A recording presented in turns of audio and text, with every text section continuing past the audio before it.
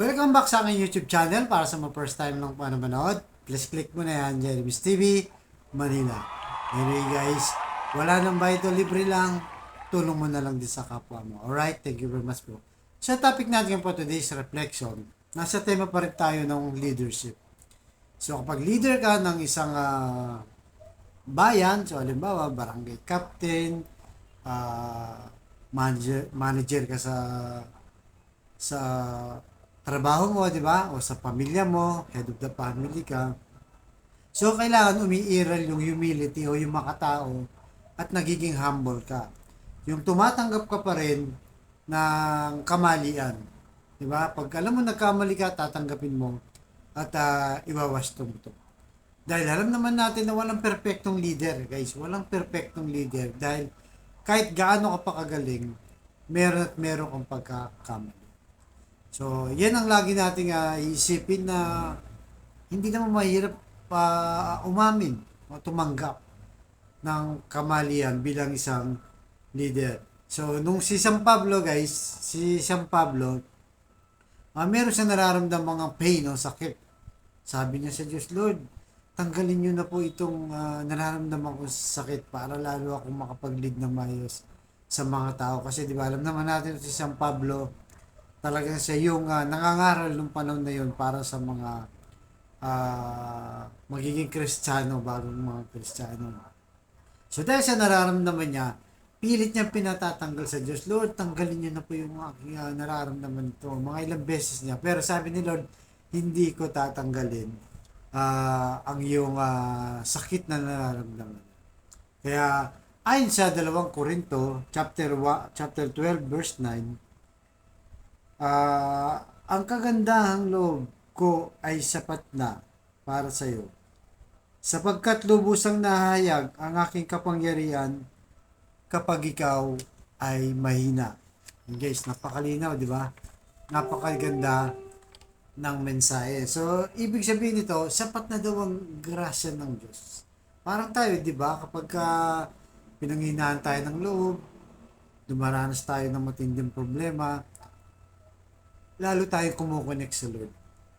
Lalo tayong sumasandal sa Diyos dahil wala na tayong ibang makapitan. Diba? So, sana hindi na pagdating sa mga problema na nahihirapan tayo, nabibigatan tayo, tsaka ka lang sasandal sa ating Diyos. Diba? So, dapat sa anumang estado ng buhay mo, magaan man ngayon, sagana, walang sakit, maayos yung relasyon ng pamilya mo, di ba? Maayos ang kabuhayan mo. Huwag lang ganun. Kailangan sa lahat ng bagay, pag nahihirapan ka na, itatakwil mo na si Lord. Kapag hindi mo na nakuha ang gusto mo, sisisihin mo na si Lord. Di ba? Maraming ganyan eh. Maraming ganyan na pag hindi nakukuha ang gusto, kung sino-sino sinisisi, kasama na yung Diyos dyan. So, kahit anumang estado ng buhay natin, kailangan umaasa lang tayo at sumasandal sa ating Diyos. Dahil yung kahinahan natin, ang Diyos ang siyang magbibigay ng kalakasan natin. Kasi minsan yung iba, di ba, pagka nagka-problema ka, lalapit ka sa kumpare mo o sa kaibigan mo, tapos yayain ka lang uminom.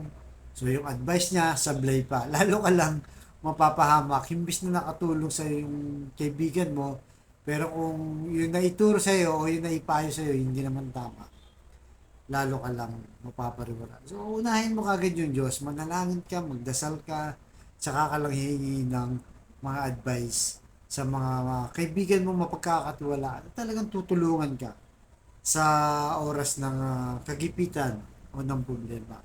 Kasi kailangan talaga natin yung guidance ni Lord, yung tiwala natin sa Lord, yung pananampalataya natin.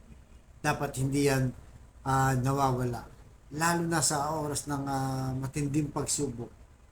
Diba? Kaya nga sabi ni Lord kay Pablo, hindi ko tatanggalin yung sakit mo. Kasi the more na nanghihina ka, tsaka naman lumalakas ang iyong pananampalataya. Kasi ganun, diba? Pag mahina na tayo, kumakapit na tayo talaga sa Diyos. Maraming ganyan, guys. Maraming tayong ganyan. Maraming guilty pagdating sa ganyan. Dahil alam niya na hindi na makakatulong yung tao, hindi na makakatulong kung sino man sa sitwasyon, wala na.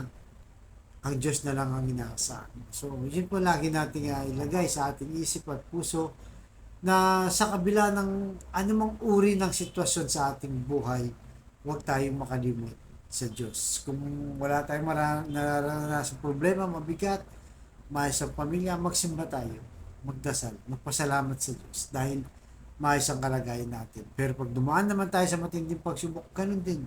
Tuloy lang, magsimba, magdasal. Yan ang tanging paghuhugutan natin ng ating kalakasan. Sa gitna ng kahinaan ng ating pag-iisip, katawan, pagdating sa mabibigat na problema, wala kang ibang maasahan dyan, kundi ang Diyos. So, yan po ilagay natin sa puso at isipan natin na ano man mangyari, umasa lang tayo sa Diyos. So, tayo po manalangin. Lord, maraming salamat po sa araw na ito. Patawarin niyo po ang aming mga kasalanan.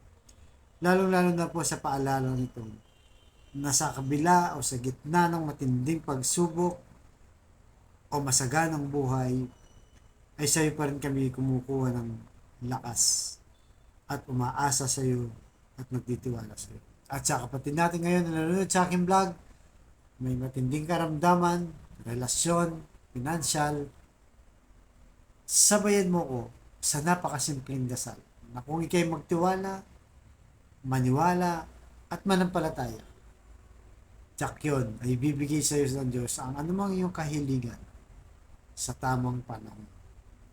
So tayo po manalangin muli, Lord, bless you po ang aming kapatid na nahihirapan ngayon dahil stage 4 cancer niya sa bedridden na. At kung anumang uri bumabalot sa kanyang katawan, Lord. Ipuhin niyo po ng iyong pagpagaling na kamay. Haplusin niyo po, Lord. Yakapin niyo po. Tanggalin niyo po kung anumang nararamdaman sa kanyang katawan o sa kanyang pamilya, kamag-anak, kaibigan, o kapatid. Ganon din po sa mga kapatid namin, mga nagkasira-sira, nagkawatak-watak ang kanilang mga pamilya. Pagbigkis-bigkisin niyo po muli para sa magandang relasyon ng kanilang pamilya. At sa financial, Lord, na kailangan namin lahat. I-bless niyo po ang aming hanap buhay. Lalo-lalo na, Lord, yung walang-wala po na aming kapatid. Ultimong pambili ng bigas, ulam, ng pamasahe, bayad sa tubig, kuryente, bahay, pambili ng gamot, at kung ano-ano pa pang pangailangan. I-bless niyo po inyo mapagpalang kamay, aming hanap buhay para sa aming pamilya. So, lahat ng ito ay iniling namin sa matamis na pangalan ng ating Panginoong Hesus. Amen and amen. To God all be the glory. Sa ngalan ng Ama, ng Anak, ng Diyos Espiritu Santo. Amen. Thank you very much po.